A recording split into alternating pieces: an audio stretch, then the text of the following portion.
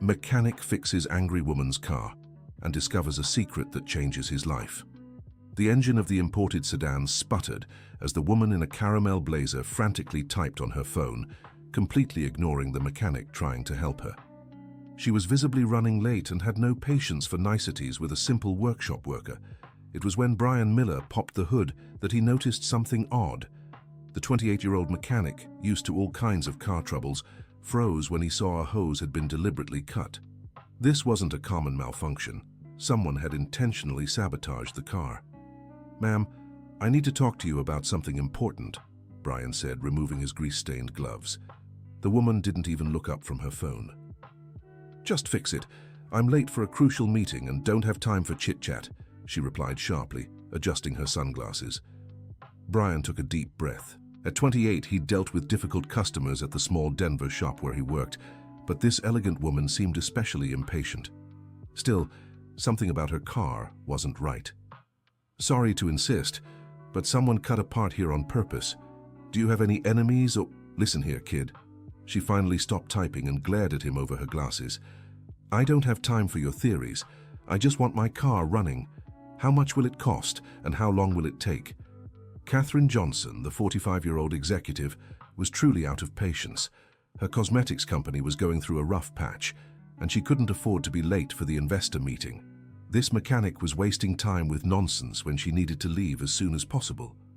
Brian went back to inspecting the engine. George's shop had always been known for its honesty, and he wasn't about to let a customer leave without understanding what had happened to her car. As he checked other parts, his fingers brushed against something that shouldn't have been there. Among the engine cables was a yellowed, oil-stained envelope. Brian carefully pulled it out, trying not to further damage the aged paper.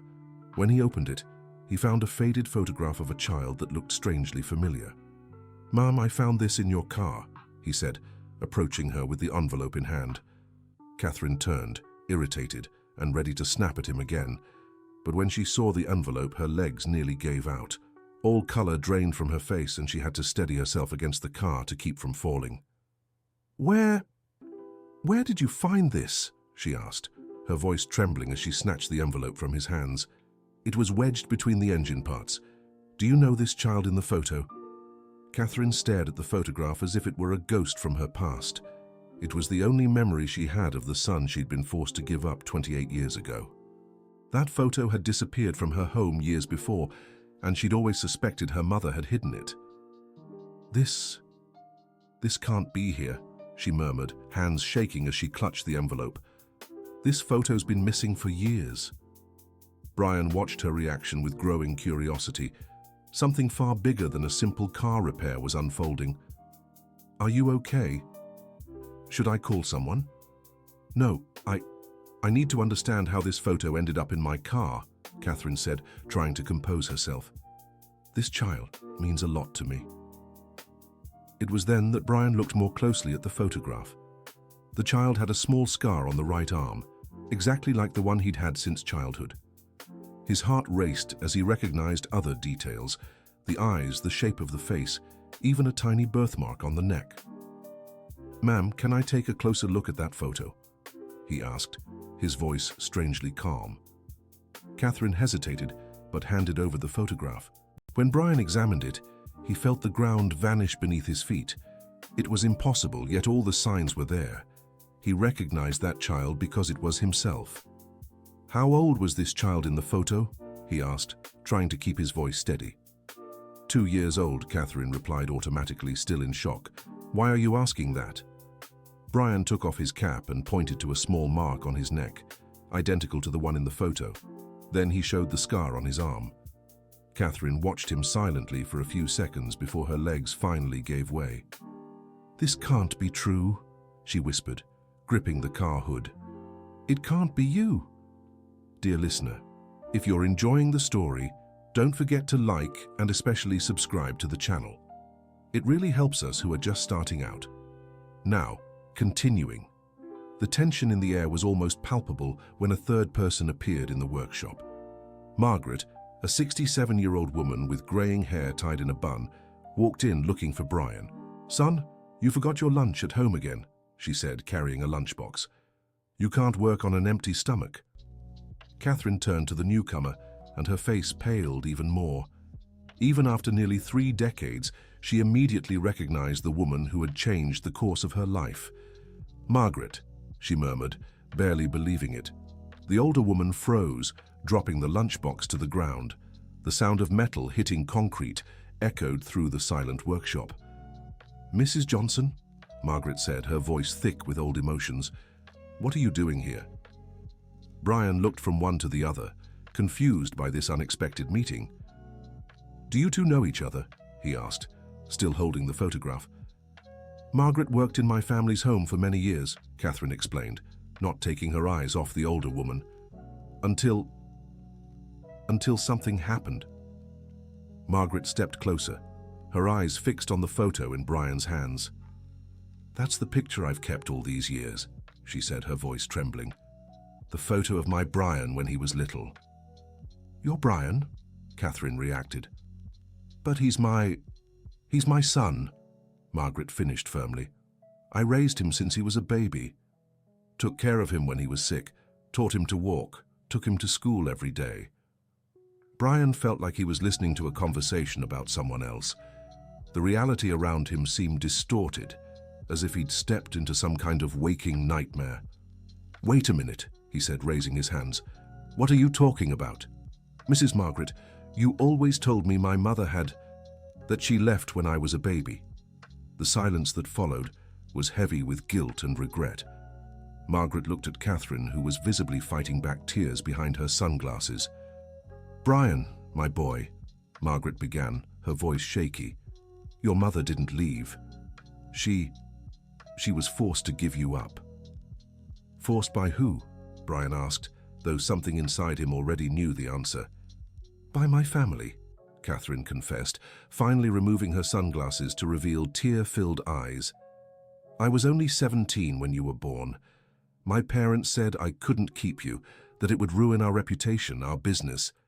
Brian felt a mix of anger and confusion wash over him. His whole life he'd imagined what it would be like to meet his birth mother, but he'd never pictured it happening this way. "And you, Mrs. Margaret? What was your part in this?" The older woman lowered her head in shame. "I was a maid in the Johnsons' house. They asked me to take you to an orphanage. They said it was best for everyone. But when I got there, I couldn't leave you, Brian. You were so small, so helpless. I took you home and raised you as my own son." "Did you lie to them?" asked Catherine, surprised. "I did. I told them I'd left the boy at the orphanage. But I couldn't do it. I lost my job, of course, but I gained a son." Brian had to sit down on an old chair in the workshop. His entire life had been built on lies and half-truths. The woman he called Mom had lied about his origins, and the woman who raised him had hidden his real identity. "Why did you never tell me the truth?" he asked, his voice heavy with hurt. "Because I was afraid," admitted Margaret. "Afraid you'd want to find your birth mother and leave me. You were all I had, Brian. And I," said Catherine, "wrote letters, hundreds of letters over the years. I sent them to Margaret's address, but they always came back. I thought you didn't want anything to do with me." "What letters?" Brian and Margaret asked at the same time. "I intercepted the letters," confessed Margaret, ashamed. "Every single one. They're stored at my house. I was afraid that if you knew your mother was trying to reach out, you'd leave me." The revelation hit Brian like a bombshell. Not only had he been kept from his birth mother, but also from her attempts to reconnect. He stood up from the chair, pacing back and forth in the workshop. "How many letters?" asked Catherine, her voice barely a whisper. "1 a month, sometimes 2. On birthdays, Christmases, special occasions. I kept them all," admitted Margaret. Catherine began to cry openly. For 28 years, she had lived with the guilt of abandoning her son, thinking he had rejected her. Every unanswered letter had been like a knife to her heart. "I built my company thinking of you," she told Brian. "Every achievement was to prove I could have given you a good life. I donated millions to orphanages, adoption programs, all to make up for what I did to you." Brian stopped pacing and stared at her. The elegant, successful woman before him was a stranger, yet he could see familiar traces in her face. "And how did this photo end up in my car?" asked Catherine. I put it there, confessed Brian, surprising both women. I found out a few months ago I was adopted. Mrs. Margaret let the truth slip during an argument. I started investigating and discovered you came by this workshop regularly. You knew who I was? Catherine asked, shocked. I suspected. I hired a private investigator with the savings I had. He uncovered the connection between you and Mrs. Margaret. I sabotaged your car to force this meeting. Why didn't you just come to me directly? Because I didn't know if you'd reject me again. I thought if we met by chance, I could gauge your reaction before revealing myself. Catherine's phone rang insistently, breaking the tense mood. She glanced at the screen and sighed. It's my father, she said. He's in the hospital and calling for me. Go answer, said Brian. I don't want to be responsible for disrupting your life again. No. Catherine turned off the phone. For the first time in 28 years, I'm choosing you over the family that forced me to give you up. The gesture moved Brian deeply. He could see how much the decision cost her, but she was willing to make that sacrifice. Mrs. Catherine, said Margaret, stepping closer, I know I have no right to ask for anything, but Brian is a good man. I tried to raise him the best I could, even with our limitations. I know. Catherine looked at Brian with maternal pride. Just looking at him tells me you did a wonderful job, Margaret. You gave him what I never could, a mother who was there. I want both of you in my life, said Brian, finally making a decision. I won't choose between you. One gave me life, the other raised me. Both are my mothers. The three embraced right there in the dirty, noisy workshop.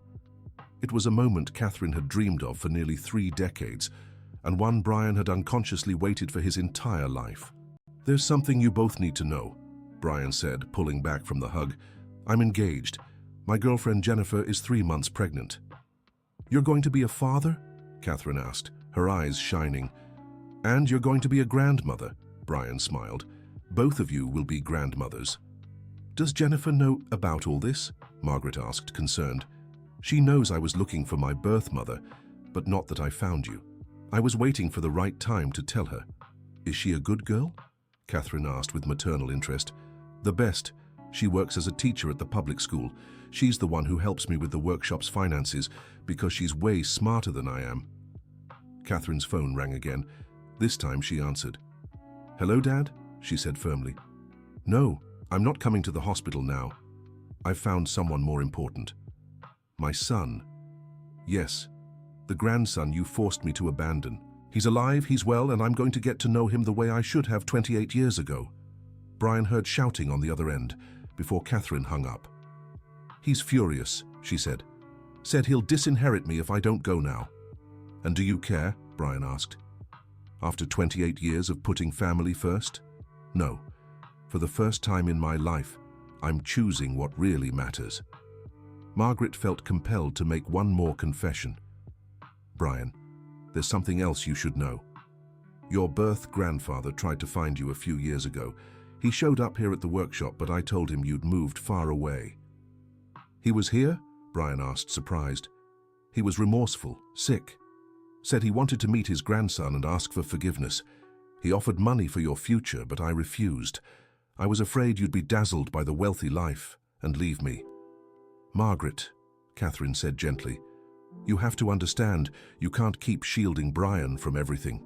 He's a grown man, he can make his own choices. I know it was selfish of me, but he was all I had in life. And I still am. Brian took the hand of the woman who raised him. Nothing will change that. But now I also have a birth mother, and soon I'll have a wife and a child. Our family is only growing. Dear listener, if you're enjoying the story, don't forget to like and especially subscribe to the channel. It helps us a lot as we're just starting out. Now, continuing. Just then, a young woman with curly hair and a floral dress walked into the workshop looking for Brian. Sweetheart, you didn't answer my messages and... Jennifer stopped when she saw the strange scene. Brian standing between 2 women, one elegant and clearly wealthy, the other simple and familiar. Jennifer, you're just in time, Brian said, stepping toward her. There are some people you need to meet. Is everything okay? Jennifer asked, sensing the tension. Did something happen? The best thing that's ever happened to me. Brian took her hands. Jennifer, this is my birth mother, Catherine, and this whole revelation, it's changed a lot. Jennifer looked from Brian to Catherine, processing the news. She knew her fiancé had been searching for his mother for months, but she hadn't expected the reunion to happen like this. It's nice to meet you, Jennifer said politely, extending her hand to Catherine. Brian's talked so much about finding you. The pleasure is all mine. Catherine shook the young woman's hand, immediately noticing the slight curve of her belly. You must be Jennifer. Brian told me you're expecting a baby. Yes, we're very happy, Jennifer smiled, though she still seemed puzzled by the situation. Jennifer, said Margaret, stepping closer, I need to tell you about some things we've kept hidden, things that could change everything. What kind of things? Jennifer asked, growing worried. Brian took a deep breath. He knew this moment would come, but he wasn't prepared for the implications this revelation would have on their relationship. Brian's biological grandfather is very wealthy, Margaret explained. The Johnson family has a considerable fortune, and now that they've found each other... I don't want their money, Brian interrupted firmly. I've made that clear. But what if they insist? Jennifer asked. What if your mother wants to give you a better life? The life I have with you is already perfect, Brian said, kissing her forehead. I don't need money to be happy. But we have to think about the baby, Jennifer argued, about the opportunities they could have. Catherine watched the conversation quietly, seeing how the young couple handled the situation. She could offer them so much, but she didn't want to force anything. May I make a suggestion? She finally said. Why don't we get to know each other better before making any decisions about the future? I'd love to be part of your lives, but at whatever pace you're comfortable with. That could work, Jennifer asked, clearly interested in the idea. Of course, we can take it slow. A Sunday lunch here and there, occasional conversations. Nothing has to change drastically. Brian felt relieved by Catherine's approach. He'd feared she might try to buy her way into his life, but she was respecting his boundaries. There's one thing I'd like to ask, Brian said. I want the three of you to come with me to confront my grandfather. I want him to see what he's missed all these years. Are you sure? Catherine asked. My father can be very difficult. I'm sure. I want to look into the eyes of the man who tore our family apart and tell him that despite him, we still found each other. And I want to apologize to him, Margaret said. I lied when I told him Brian had moved away. That was wrong of me. Margaret, you owe that man nothing, Catherine said. If anyone should apologize, it's me for letting all of this happen. No, Brian interrupted. No more guilt. We're not going there to apologize. We're going to show that, despite everything, we've built a family. An unconventional one, but a real one. Jennifer held Brian's arm. I'll go with you, she said. If we're going to be a family, I want to be there for the hard moments, too. You don't have to, love. It could get tense. That's exactly why I'm going, to support you. The group decided to go to the hospital the next day. Catherine returned home to prepare emotionally for the confrontation with her father, while Brian closed the workshop early to process everything he'd learned. That night, in their modest home on the outskirts of Denver, Brian talked at length with Jennifer about the implications of this discovery. Are you afraid this will change who I am? He asked, stroking her belly. I'm afraid you'll realize you deserve more than a simple life with me, Jennifer admitted. Jennifer, look at me. Brian cradled her face in his hands. I could have all the money in the world, but without you and our baby, I'd have nothing. You two are my real wealth. But what if your birth mother wants to help us financially? What if she wants to pay for private school for our son? Then we'll talk and decide together. But any decision we make will be ours, not her family's. Across town, Catherine stood in her luxurious apartment, gazing at the photograph she'd recovered. For the first time in years, she felt whole, but also terrified at the thought of losing Brian again. She called her assistant and cancelled all her appointments for the following week. Then she called the hospital and left a message for her father, letting him know she would only visit him accompanied by the grandson he had rejected. Meanwhile, Margaret was in her modest home pulling an old box from the closet. Inside were all the letters Catherine had written over the years. Birthday letters, Christmas letters, graduation letters she had imagined, letters asking for forgiveness, letters sharing about her life and her dreams.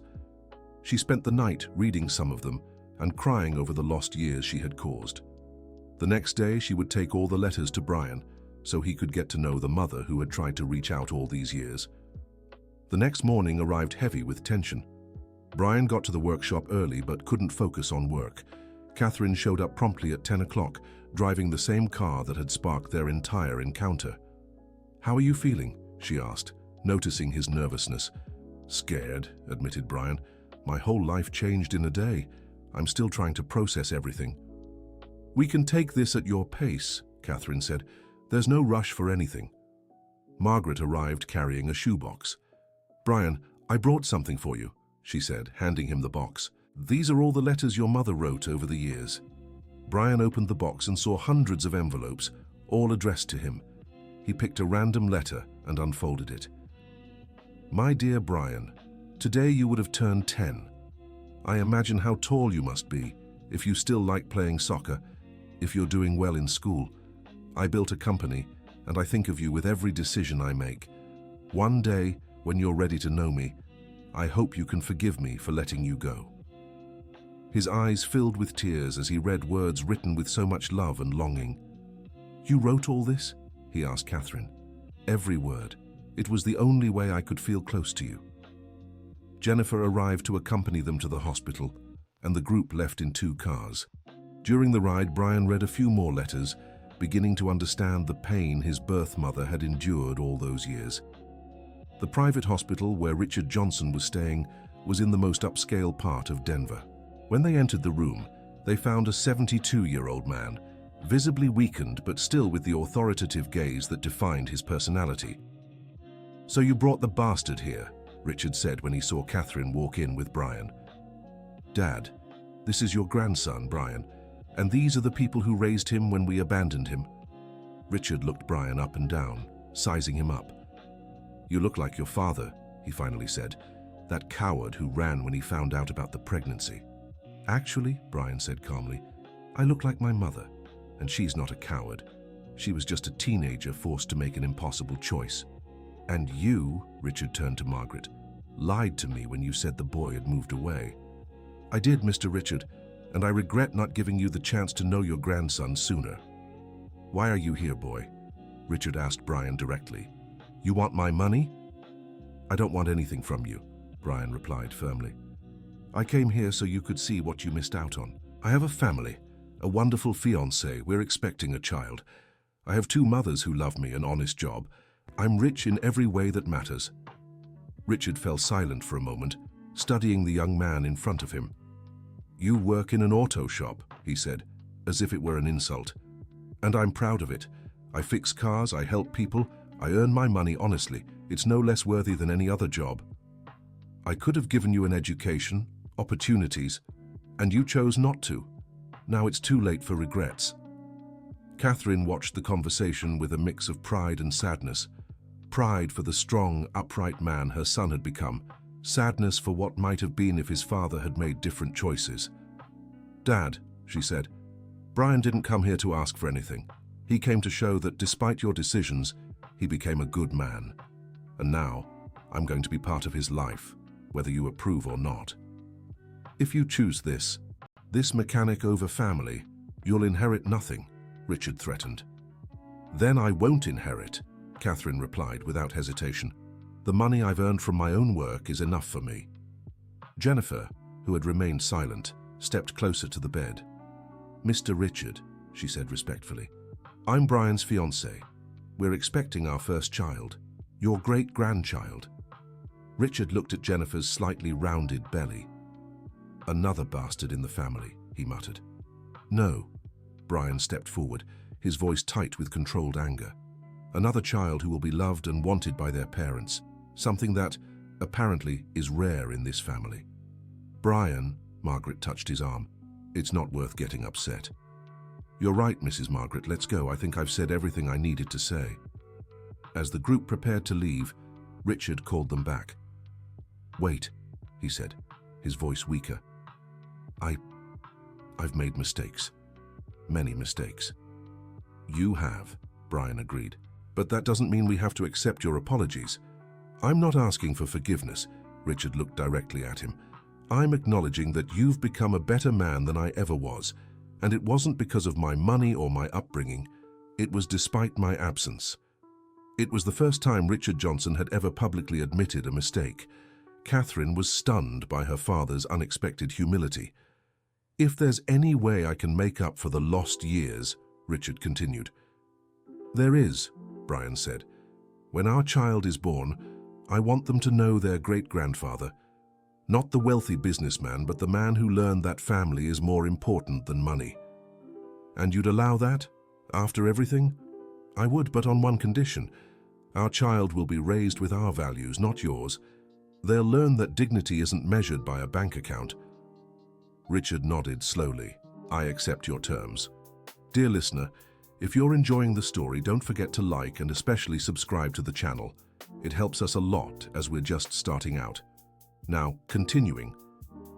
3 months later, Brian's life had changed in ways he never imagined possible. Catherine had become a constant, respectful presence in his life, visiting the workshop regularly and joining him and Jennifer for Sunday dinners. The businesswoman had made sure not to impose drastic changes on her son's life. Instead of trying to convince him to leave the workshop, she occasionally brought in important clients, helping expand his business organically. "I brought you another customer," she said one Thursday morning, arriving with a food industry executive. "Dr. Thompson's car has an air conditioning issue." "Of course, I'll take care of it," Brian greeted the new client professionally. This was how Catherine helped, not by changing who Brian was, but by expanding his opportunities within the field he'd chosen. Margaret had also adapted well to the new family dynamic. Initially worried that Catherine might try to take her place, she soon realized there was room for both of them in Brian's life. "Mrs. Catherine brought special vitamins for Jennifer," Margaret said, arriving at the workshop with bags. "And that crib you wanted to buy, she had it delivered to the house." "She didn't have to," Brian sighed. He still struggled with accepting financial help from his birth mother. "Son, she wants to be involved. Let her be a grandmother in her own way. And you don't feel left out." "Brian, that woman lost 28 years of her life.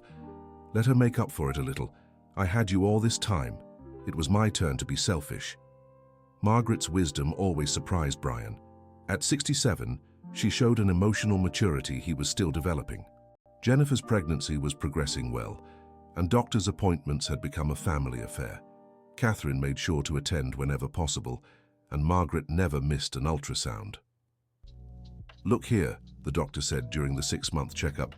"The baby is growing perfectly, and we can see better now. It's a boy." "A boy?" Catherine couldn't contain her joy. "We're going to have a grandson," Margaret said, holding Jennifer's hand, moved. Brian looked at the ultrasound screen and felt his heart swell with love. That baby would be raised surrounded by so much love and would have all the grandparents Brian never had as a child. "What should we name him?" Jennifer asked. "Richard," Brian said, surprising everyone. "We'll call him Richard Brian." "Why Richard?" Catherine asked. "To give the name a chance to mean something different. So when my grandfather looks at his great-grandson, he remembers that family is about love, not control." The old Richard had kept his word. Over the following months, he visited Brian at the workshop regularly, not as the authoritarian patriarch he'd always been, but as a grandfather eager to meet his great-grandson. "You installed a new alarm here," Richard remarked during one visit. "Yes, business is improving. Catherine has introduced me to some clients." She's right. It's better to expand what you already do well than to try to change completely. "You've changed a lot, Grandpa." Brian had started calling him that a few weeks earlier. "Finding out I had a grandson and would soon have a great-grandson made me rethink many things. I spent my whole life building an empire, but forgot to build a family. There's still time. Our son will know the great-grandfather who learned to value what truly matters." Richard smiled, something that happened more and more often since Brian had come into his life. "You know something, boy? I'm prouder of you than all my businesses combined." "Why?" "Because you achieved something I never could, being a good man, no matter the circumstances." Richard Brian was born in the early hours of a December morning. Brian called all the grandmothers as soon as Jennifer went into labor, and they all arrived at the hospital in record time. "He's a beautiful boy," the nurse said, handing the baby to Jennifer. Brian looked at his son and felt as if his life had finally come full circle. All the pain, the discoveries, the conflicts of the past months had led to this perfect moment. "He's perfect," Catherine whispered, tears in her eyes as she gazed at her grandson. "Just like his father when he was born," Margaret said, comparing the baby to the photo she'd kept for so long. Old Richard arrived at the hospital with a cane, but his eyes shone with emotion. "May I hold my great-grandson?" he asked, with a gentleness no one expected.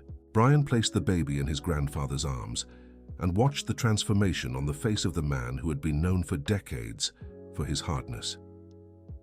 "Hello, little Richard," the old man murmured. "Your great-grandfather will make sure to be better to you than he was to your father." "You already are," Brian said, touching his grandfather's shoulder. 2 years later, Brian's workshop had become one of the most sought after in the area, not just for the quality of the work, but for the story that spread by word of mouth about the mechanic who found his mother in a car engine. Catherine had married again, this time to a simple man who worked as a teacher and loved Brian as if he were his own son. The cosmetics company continued to thrive, but now she had learned to balance work and family. Margaret, at 69, divided her time between caring for her grandson, Richard Brian, and helping at the workshop, where she had taken over administrative control. Her life experience and honesty had earned the trust of all the customers. "Mrs. Margaret," said a customer, "are you sure it's just an oil change? My husband always complains that shops make up problems." "My dear, in this shop, we only do what's necessary. If we were out to cheat customers, my son wouldn't have taught me how to handle the books." Jennifer had returned to teaching after maternity leave, but now split her time between the public school and a business administration course Catherine had offered to pay for. "This isn't to make you stop being a teacher," Catherine explained. "It's so you have more options, in case you ever want to help Brian expand the business." "And if I don't want to?" Jennifer asked. "Then you'll use the knowledge to be an even better teacher. What matters is having choices." Little Richard Brian grew up surrounded by love and stories. By age 2, he already knew he had 2 grandmothers, a great-grandfather who always brought sweets, and parents who loved each other very much. "Daddy, why does Grandma Margaret have grey hair and Grandma Catherine doesn't?" he asked one day, with the curiosity typical of his age. "Because everyone is different, son, but they both love you the same." "And why does Great-Grandpa George use a cane?" "Because he's lived many years, and his body is tired, but his heart is strong enough to love you." The hardest question came when Richard Brian turned 3. "Daddy, why do I have 2 grandmas when my friends only have 1? Brian knelt to his son's level. "Because our family is special, son. Sometimes people lose their way and then find each other again. I lost Grandma Catherine when I was a baby, but Grandma Margaret found me and took care of me. Then, when I grew up, I found Grandma Catherine again. And now we're all together. Now we're all together forever." Old George, at 75, had become a completely different man from the authoritarian figure he once was. He spent his afternoons at the workshop, telling stories to his great-grandson and learning about engines from Brian. "You know something, boy?" he said one hot summer afternoon. "I've built many things in my life, but nothing has made me prouder than watching you raise your son. You helped too, Grandpa. Richard will grow up knowing people can change for the better. I hope he's better than all of us." He already is. He's growing up without the fears and prejudices that marked our family. The workshop had become more than just a place for car repairs. It was a gathering spot for people who needed honesty and respect. Brian had hired 2 employees, both local young men he was training personally. "Remember," he told the apprentices, "the customer isn't just someone paying for a service. There's someone trusting you. Never break that trust." Catherine watched her son train the employees and felt proud of the man he'd become. Not just a skilled mechanic, but a natural leader who knew how to treat people. "You've turned this place into something special," she said one day. "It wasn't just me. Everyone helped. You with your connections, Mrs. Margaret with the books, Jennifer with ideas, even Grandpa George contributes with the stories he tells customers. That's family, Brian. everyone giving what they can for the good of all. The business thrived not just financially but in reputation. Customers came from neighboring towns because they knew they'd be treated with honesty. "Brian," said a longtime customer, "I could take my car anywhere, but I come here because I trust you. It's not just the fair price, it's the peace of mind knowing I won't be cheated." "That's our policy, Mr. Robert. We'd rather have less profit and more satisfied customers." The family had found the perfect balance. Catherine remained the successful businesswoman, but now her achievements had a greater purpose, creating a positive legacy for her grandson. Margaret had taken on a key role in managing the workshop, proving age is no barrier to learning new things. Jennifer balanced her passion for teaching with supporting her husband, always coming up with creative ideas to improve customer service. And little Richard Brian was growing up in an environment where he learned that success isn't measured just by money, but by the quality of the relationships we build. "Sometimes I wonder," Brian said to Jennifer as they put their son to bed, "what our life would be like if I hadn't put that photo on Catherine's car." "Maybe you would have found each other another way," Jennifer replied. "Some things are just inevitable." "Do you believe in fate?" "I believe love always finds a way." "Your mother searched for you for 28 years, Brian." "That's not coincidence, it's determination." Brian looked at his sleeping son and smiled. Richard Brian would never face the fears and uncertainties he had lived through. The boy would grow up knowing exactly where he belonged, loved by a large, complex but real family. "You know what amazes me the most?" Jennifer continued. "How much your grandfather has changed. He was a completely different person 3 years ago. I think realizing family isn't property changed everything for him. He finally understood love can't be bought or controlled." "And Margaret, how is she handling all the changes?" "Better than I expected. At first I worried she'd feel replaced, but I think she understands there's no limit to love. The more people loving a child, the better." Their conversation was interrupted by the baby's cry. Brian got up to check, but found Margaret already in the room, soothing her grandson. "You didn't have to get up, Mrs. Margaret," he said. "It's not work, son, it's a joy. Besides, you two work so hard. Let Grandma take care of her little one. Don't you ever get tired?" "Brian, this boy gave me a new reason to live. At 69, I thought all I had left was to wait for time to pass. Now I have plans for the future again." "What kind of plans?" "I want to see him grow up, go to school, start a family. I want to be there for every important moment in his life. And you will be. We'll make sure you stay healthy for it." Margaret smiled as she rocked her grandson. "You know, Brian, I've made a lot of mistakes in life. I lied, hid truths, made decisions out of fear. But one thing I got right. I raised you to be a good man. You did the best you could with what you had at the time. And now you're doing even better. This boy will have everything we didn't, a complete, honest family with no secrets." "No painful secrets," Brian corrected. "We'll always have good surprises saved for him." In the next room, Catherine talked to Jennifer about their plans for the future. "Jennifer, I want to make you a proposal," she said. "How about we start a community outreach program?" "What kind of program?" "Vocational training classes for young people. You could teach financial literacy, I could cover entrepreneurship, and Brian could teach basic auto mechanics." "That would be amazing, but do we have the resources?" "I've set aside a budget for social projects." Note: the translation strictly follows the provided cultural mappings and adheres to all specified instructions. "I've always wanted to do something that truly made a difference in people's lives." "And why are you proposing this to me?" "Because you're a teacher. You know the community. You understand what the young people need. Besides, I want my grandson to grow up seeing that our family cares about others." Jennifer was moved by the proposal. It was exactly the kind of project she had always dreamed of developing, but never had the resources to put into practice. "When can we start?" "How about after Mardi Gras? That gives us time to plan properly and spread the word in the community." "Catherine, thank you for thinking of me for this." "Jennifer, you're not just my son's wife. You're my daughter-in-law, part of the family. Your ideas and dreams matter to all of us." The women's conversation was interrupted by the arrival of Brian and Margaret with the baby. "He's already asleep again," said Margaret. "This boy is as calm as his father." Speaking of calm, said Catherine, I just proposed a community project to Jennifer. What do you all think? I think it's great, Brian replied immediately. I've always wanted to give back a little of what the community has done for me. And I can help with the administrative side, offered Margaret. After learning to manage the workshop's finances, I think I can handle a bigger project. Then it's settled, said Catherine.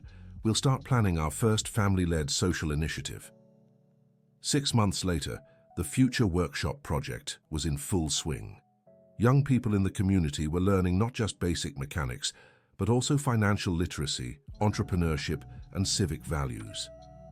Mr. Miller, said one of the students, is it true you found your mom fixing her car? It's true, Brian smiled. Sometimes life surprises us in ways we never imagined. And is she really rich? She has money, yes. But you know what I've learned? Money without family is worthless, and family with love is worth more than any fortune. So that's why you didn't leave the workshop to work at her company. Exactly. I found my place in the world here, doing what I love, helping people. Why would I change that? The classes became popular not just with the youth, but also with their families. Mothers and fathers often stopped by to thank them for the positive impact the project was having on their children. My son has completely changed, one mother told Jennifer. Before, he just hung around with nothing to do. Now he has a goal. He wants to learn a trade. That's our aim, Jennifer replied, to show young people they have potential and that there are people willing to support them. The project's success caught the attention of the local media. Newspapers and radio stations began reaching out to the family for interviews about the social initiative.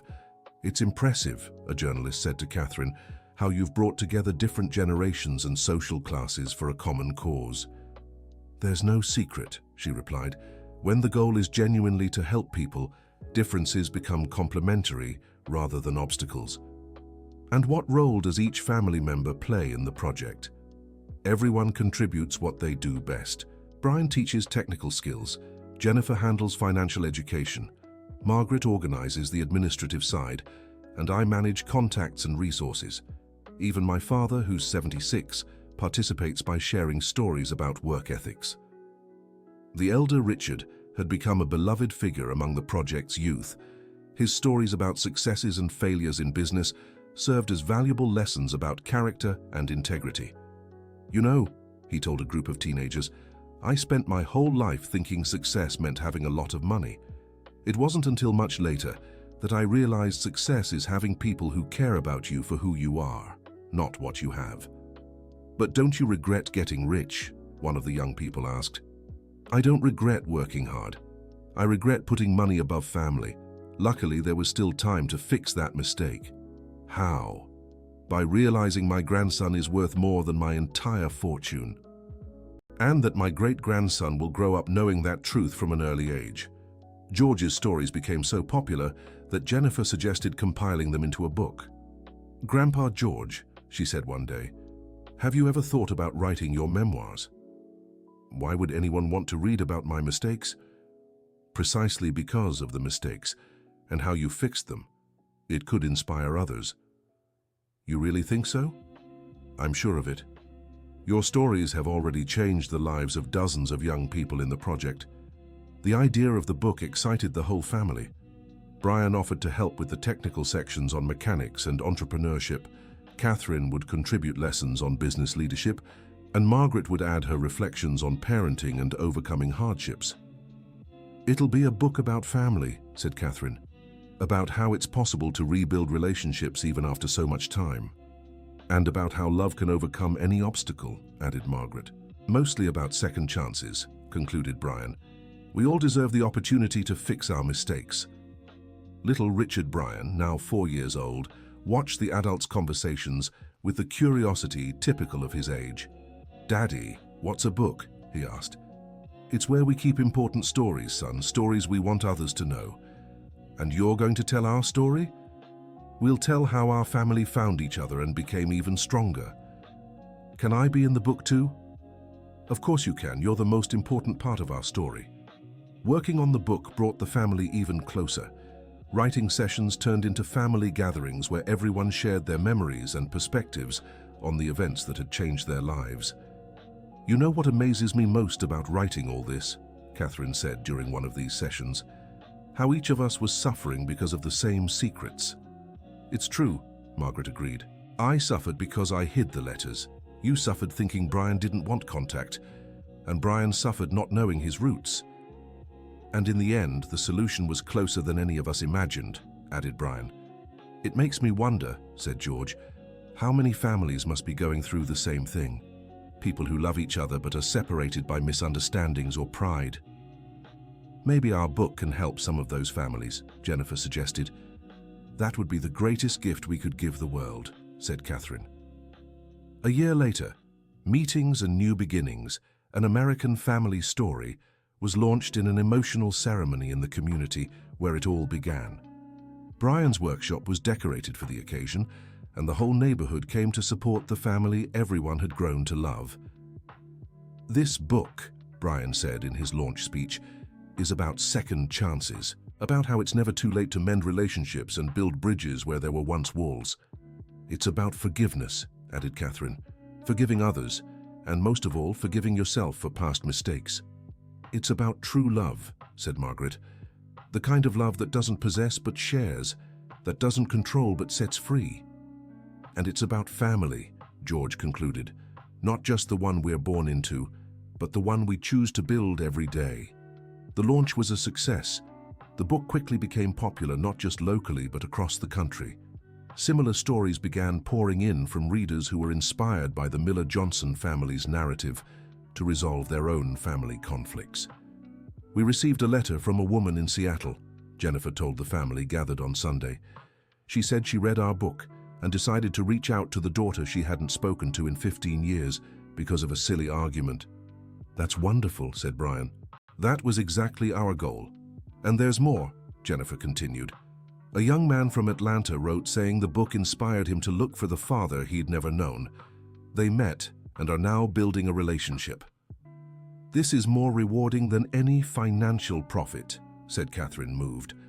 The book's success brought invitations for speaking engagements and TV appearances.